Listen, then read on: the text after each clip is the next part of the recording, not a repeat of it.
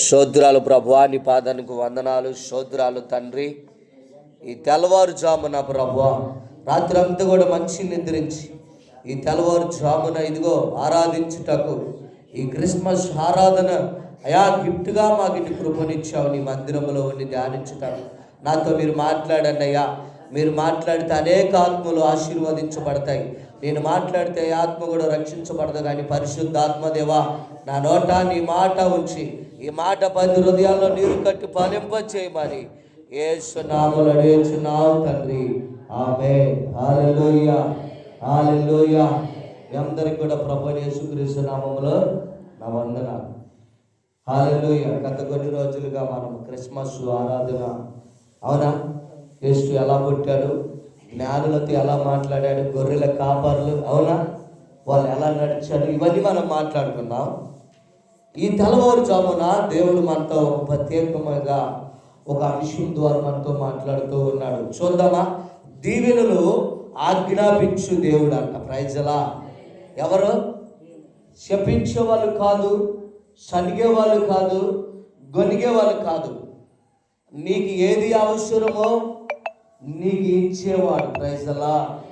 నీకు ఏది కావాలో పిలిస్తే పలికేవాడు. ప్రైజలా. హల్లెలూయా. పిలిస్తే పలికేవాడు, మాట్లాడే దేవుడు. ఏమంటున్నాడు ఇక్కడ? నీకు దీవెనలను ఆజ్ఞాపించు దేవుడు. ఏ దీవెనలు కావాలి? Praise the lord. మన హృదయంలో దేవుని తట్టు తిరిగినప్పుడు దేవుడు దీవెనలను ఆజ్ఞాపిస్తున్నాడు. Praise the lord. మనుషుల తట్టు కాదు, రాజుల తట్టు కాదు, అవునా, నాయకుల తట్టు కాదు. కానీ నువ్వు దేవుని వైపు చూసి నీ హృదయం మనసారా ప్రభు సన్నిధిలో కుమ్మరించి మనసారా ప్రభువుని అడిగి నువ్వు చూడు, ఆయన నీకు ఆజ్ఞ ఇస్తున్నాడు. చూడండి, ఏవేలు 2వ అధ్యాయం 13-14 వచ్చినములో చక్కటి మాట మనకు చెప్తూ ఉన్నాడు. హల్లెలూయా. ఎలా ఉంది నీ హృదయం ఈరోజు? ఎలా ఉంది? సమాధానం లేదా? నెమ్మది లేదా? ఎవరు నన్ను ఆదుకుంటారు, ఎవరు నాకు తోడుంటారు, నా అయిన వారని ఎదురు చూస్తున్నావా? నీ కుటుంబంలో ఉన్న పక్కన వాళ్ళు, నీ అన్నదమ్ములే నిన్ను ఆదుకోలేదని బాధపడుతున్నావా? ఒకసారి రాత్రి తెల్లవారుజామున, ఈ వేకుజామున ఈ శబ్దగ్రంథం ద్వారా వింటున్న, ఈ లైవ్ ద్వారా చూస్తున్న మీరు కూడా నేను చెప్తున్నాను, మనుషుల వైపు చూడగాక. ఎవరో నాకు దీవెన ఇస్తారు, ఎవరో నాకు మేలు చేస్తారని వారి వైపు వీరి వైపును చూచి నీ సమయాన్ని అర్థం చేయగాక. సమయము చాలా విలువైనదని నేను చెప్తుంటాను. ఇప్పుడు దీవెనను ఆజ్ఞాపించేవాడు దేవుడు, నీకు మేలు చేయవాడు దేవుడు, అవునా, నీకు సమాధానం ఇచ్చేవాడు, నిన్ను ప్రేమించి నిన్ను నెమ్మదిని సమాధానాన్ని కలుగు చేయవాడు, నీకు కావలసిన నీ అక్కర్ని తీర్చువాడు ఎవరై అంటే దేవుడేనని. ప్రజలా, మనుషులు కాదు. హల్లెలూయా. ఎవరు నీ అక్కర్ని తీర్చేది? కొంతమంది నీకెందుకు నేను ఉన్నాలే కానీ అంటుంటారు. కానీ నీకెందుకు నేను ఉన్నాను ఒకళ్ళు కనపడు, ఉత్తిదే పై మాటలే. కానీ నీ ఆజ్ఞ నీకు దీవించువాడు, నిన్ను ఆజ్ఞాపించువాడు, ఆయన ప్రేమించువాడు. ప్రైజలా. నేను యజమాని నా మాట విన అనడు ఆయన. ఒక ఉద్యోగస్తులు ఆ పై అధికారికి లోబడాలి, అవునా, అవునా.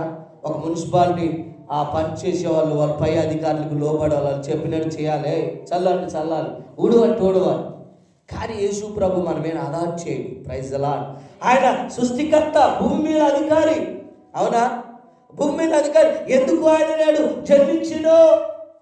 లోకముని వెలిగించడానికి, పాపము నుంచి, శాపము నుంచి, సమస్యల నుంచి విడిపించడానికి ఆయన ప్రేమామయుడిగా జన్మించాడు. Praise the lord.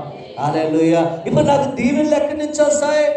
వాళ్ళు ఇస్తారు, వీళ్ళు ఇస్తారు, ఎవరో హెల్ప్ చేస్తారు, సహాయం చేస్తారని ఎదురు చూస్తున్నావేమో. నేను చూశాను, నీ అన్న వాళ్ళు ఎవరు కూడా నా దగ్గరికి రాలా. Praise the lord. హల్లెలూయా. నా అన్న వాళ్ళు కూడా ఎవరు రాలా. మేమన్నావులే కానీ అన్న వాళ్ళు ఎవరు కనపడలో సమస్య వచ్చినప్పుడు. అప్పుడు ఈ వాగ్దానం నాకు అర్థమైంది. దీవెనను ఆజ్ఞాపించేవాడు యేసు ప్రభు మనతో ఉంటే మనం సమయాన్ని అర్థం చేసుకుంటున్నాం. ఇప్పుడు ఎవరితో మనం సమయం గడపాలి? నిద్రతో కాదు. ఎవరితో గడపాలి? వాళ్ళకి వీళ్ళకి చెప్పి అమ్మ అట్టుంది ఇట్టుంది అట్టుందని ఊరు మొత్తం చెప్తే కాదు. నువ్వు కూర్చోవాల్సిన ఆయన కూర్చో, అవునా. నువ్వు సస్తావని ప్రవర్తన చెప్తే నువ్వు సరి చేసుకోమంటే ఆయన సరి చేసుకున్నాడా లేక ప్రవర్తన చెప్పమన్నాడా? ఎన్ని సంవత్సరాల ఆయుష్ వచ్చింది ఆయనకి? 15 సంవత్సరాల ఆయుష్ వచ్చింది. ఎవరు తెలుసు ఆయన? హిజ్కియా. Praise the lord. హిజ్కియాకు 15 సంవత్సరాలు మరణము నుంచి దూరం చేసిన దేవుడు నీ సమస్య తండ్రి. ఆయన ప్రేమమయుడు. Praise the lord. నువ్వు ఏడు, ఆయన తట్టుకోలేడు. నీ పక్కన ఏడని అనుకుంటారేమో, అట్నే ఉండాలే. అప్పుడు అబ్బో ఎవరి మాట ఏంది అప్పుడు అంటుంటారు. కానీ నువ్వు ఏడిచి చూడు, హృదయపూర్తిగా దేవుణ్ణి అడిగి చూడు, ఆయన నీకు సమాధానం ఇచ్చేవాడు, నిన్ను దీవించువాడు. పేదరికంలో ఉన్నావా, బలహీనతలో ఉన్నావా, సమస్యలతో ఉన్నావా, రోగాలతో ఉన్నావా, ఒకసారి ఆయన వైపు చూడు. ఆయన నిన్ను దీవించువాడు, విడిచిపెట్టువాడు కాదు, ప్రేమించువాడు, ఆదరించువాడు, నిన్ను దగ్గరికి చేర్చుకొని ఏది కావాలో ఇచ్చువాడు. Praise the lord. చూడండి రెండో మాట, కీర్తన 84వ అధ్యాయం 4 నుంచి 6వ వచనంలో మనం చూస్తే దేవుని మందిరములో నాటబడిన వారు దీవింపబడుతున్నారు. ఎవరు దీవించబడుతున్నారు చూద్దాం. ఏమన్నాడు ఇక్కడ? 3వది నమ్మకమైన వారు దీవింపబడుతురు. 4వది ఎక్కువగా ఫలించువారు దీవింపబడుతురు. దయాదృష్టి గలవారు దీవింపబడుతురు. 5వది 6వది 10వ భాగం ఇచ్చువారు దీవించబడుతున్నారు. Praise the lord. సరే, ఇప్పుడు మనం రెండో మాట చూసుకుందాం. 1వ మాట వివరించడం జరిగింది. రెండో మాట కీర్తనలు 84 4, 6 వచనములు దేవుని మందిరములో ఆమె ఎవరంటారు? నేను చెప్పాను అమ్మాయికి, నివసించువారు ధన్యులు. ఈ తెల్లవారుజామున ఏం సలిగిపోతుంది, పనుకొని చక్కగా నిద్రపోదాం, అయిపోయి ఆశీర్వాదాన్ని కోల్పోయినట్టే. Praise the lord. ప్రతి రోజు, ప్రతి నిమిషం, ప్రతి సెకండు సమయం చాలా విలువైనది. దేవుడు ఈ రోజు నీ రోజు ఇతరు రేపు ఇవ్వడు. అవునా? ఈ తారీఖు వస్తుంది. చూడండి, సంవత్సరాలు మారిపోతున్నాయి, కానీ నా దయా కిరీటం మీపై ఉంచుతానన్నారు. Praise the lord. Hallelujah, hallelujah. రోజులు మారిపోతున్నాయి. ఒక రోజు వలె ఉంది, సంవత్సరం అని ఉంది. అలాగే జరుగుతున్నాయి. ఎప్పుడు తెల్లారుతుంది, ఎప్పుడు చీకటి పడుతుందో వెంటనే గంటలోనే చీకటి పడినట్టు ఉంటుంది. అలాంటి రోజుల్లో ఉన్నాం మనం, భయంకరమైన స్థితిలో ఉన్నాం. కనుక నువ్వు దేవుని మందిరములో నాటబడి ఉన్నావా? నాటబడిన మొక్క ఫలించిందంట. ఆమేన్ చెప్పండి. ఏదైనా మొక్కలు నాటావు, నీకు ఇష్టమైనది, అది చచ్చిందంటే దానికి నువ్వు నీళ్ళు పోయా, అది చచ్చిందంటే ఏమి వేయలేదు, దానికి ఎరువేయలా.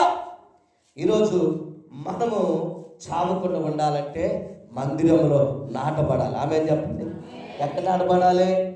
ఏ మందిరం? ఈ మందిరంలో నాటబడితే ఇంటికాడ అంట్లోనే అన్నం వండాలి, వాళ్ళకి, మా భర్తకి, మా పిల్లలకి అన్నీ ఏం చేయాలంటారేమో. ఈ మందిరంలో నాటబడాలి. ఇంకో మందిరం ఉంది. ఈ మందిరంలో టైంపాస్ చేసే వాళ్ళు ఉండొచ్చేమో, కానీ ఆ మందిరంలో టైంపాస్ చేయగలని మీ అందరికి వందనాలు చెప్తున్నాను. ఆ మందిరము నీ జీవితాన్ని బాగు చేసే మందిరం. Praise the lord. ఆ మందిరం ఆగిపోయిందా, నీ బతుకు ఆగిపోయినట్టే. అదే స్ట్రోక్. ఏ స్ట్రోక్? Heart attack. కనుక ఈ మందిరాన్ని ఆపకుండా చేయాలి అంటే నువ్వు ఇత్తనం ఎక్కడ ఫలించాలి? యేసుక్రీస్తు అనే పొలములో నువ్వు ఫలించాలి. ఆమేన్ చెప్పండి. యేసుక్రీస్తు దగ్గరికి నువ్వు వెళ్ళాలి. నువ్వు వెళ్ళాలి, నిత్య జీవానికి నువ్వు వెళ్ళాలి అంటే నువ్వు ఏ మందిరంలో నాటబడాలి? 1 కట్టబడిన దేవుని మందిరం, 2వది దేవుడే నీకు ఒక ఆలయంగా మార్చాడు. అర్థమవుతుందా నా మాటలో? ఇది మనం కట్టుకున్న మందిరం, ఈ వెనక ఈ గోడ ఇవన్నీ కూడా. కానీ దేవుడే నీకు ఒక మందిరాన్ని ఇచ్చి దాన్ని పాడు చేయగాకు సుమా అంటాడు, దాన్ని పాడు చేయగాకు బిడ్డ అంటాడు. దాన్ని చాలా జాగ్రత్తగా కాపాడుకో. ఆ డ్రింకింగ్, స్మోకింగ్ ఇవన్నీ చేసి అవునా దాన్ని పాడు చేసుకోగాక. Praise the lord. ఇటు అన్నిలకు కూడా సెట్ అయింది ఆ మాట. ఇటు లోకస్తులకు, ప్రార్థనకు రాని వాళ్ళకు కూడా సెట్ అయింది. దేవుడు ఎందుకు చెప్పాడంటే అవి చేయటం వల్ల మనకి ఆరోగ్యం పాడైపోతుంది, తాగటం వల్ల. ఇంకా ఏంటిది ఏమన్నాడు చూడండి, స్మోకింగ్, డ్రింకింగ్.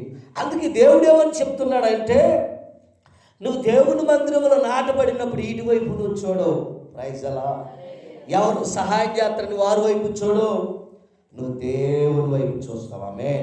ఆయన దీవెనను ఆజ్ఞాపించువాడు, అవునా, పాలించువాడని ఎప్పుడు ఆయన అనుకోలే. భూమిని పాలిస్తుంది నేనని ఆయన ఎప్పుడు అనుకోవాలా. గర్వము నాశనాన్ని ఇచ్చేటని చెప్పిన ఆయన దీవెనలు ఇచ్చేవాడే.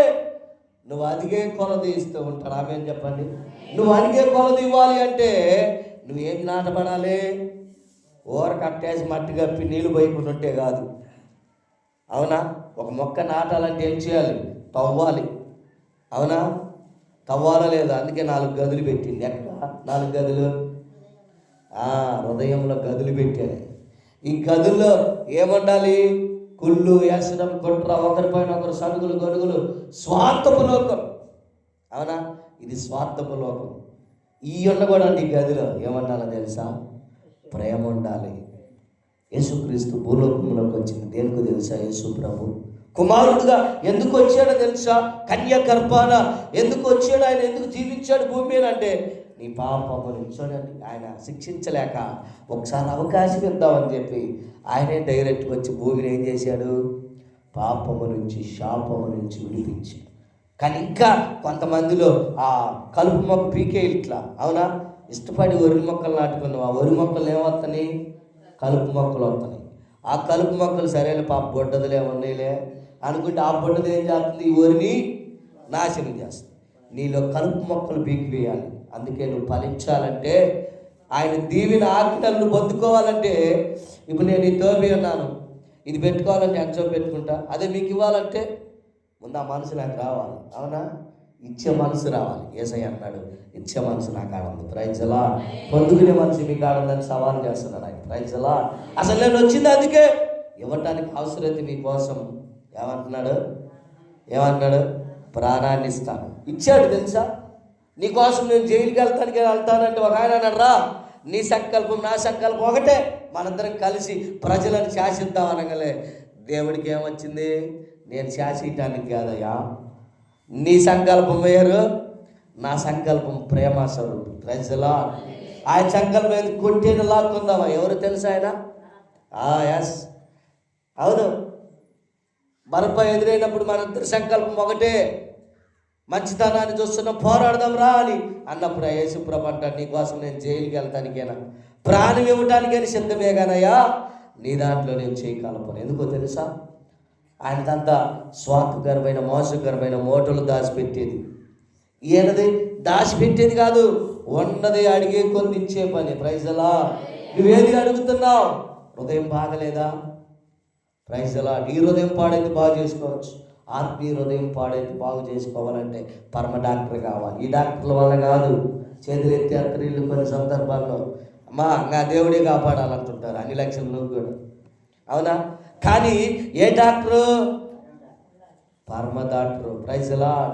నీ ఆత్మీయ హృదయం పాడైపోతే, దాంట్లో స్వార్థం, ఇవన్నీ క్రమ మదవక్షాలు ఉంటే వాటిని పీకివేసి స్వేచ్ఛమైన మందిరములను నాటబడి చూడు, ఆ దీవెన నీకు కనపడింది. ఆమె ఆయన శాసించడానికి రాలేదు, ప్రేమించడానికి వచ్చాడు ఈ లోకంలోకి ప్రభు అయిన యేసుక్రీస్తు. ఆమె హల్లెలూయా, హల్లెలూయా. నా పాప పాట పాడింది, పాట పాడేను యేసయ్యా. పాడండి. నీ పుట్టినరోజు కొట్టాల చప్పట్లు తలుచుకొని